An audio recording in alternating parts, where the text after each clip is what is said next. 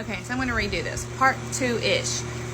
So let me just start by saying, like, day 1, night 1 in the hospital was terrible. So they were thinking it was a brain tumor, Guillain-Barré, meningitis, something pretty serious. So obviously I was a wreck.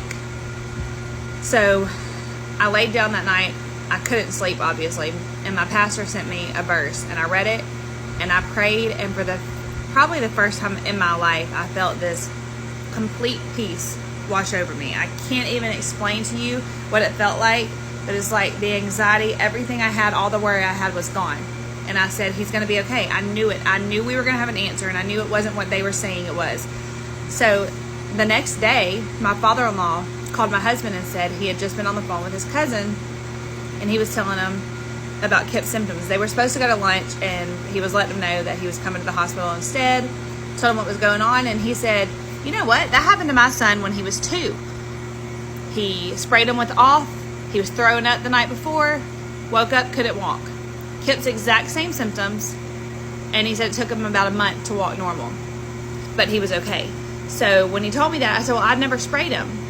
And Chad said, I did. I had Off Deep Woods in my truck, and before we went outside, I sprayed his legs because I didn't want him to get bit up anymore, because he already had so many bites that he had been clawing at. So as soon as he told me that, I immediately knew. They put on his chart that he had a virus. There were several other kids who had been in the same exact scenario, same exact thing, and their charts did say DEET, but ours did not.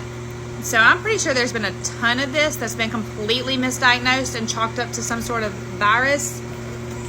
It's not worth it. I promise you, it is not worth it. Do not spray off on your children.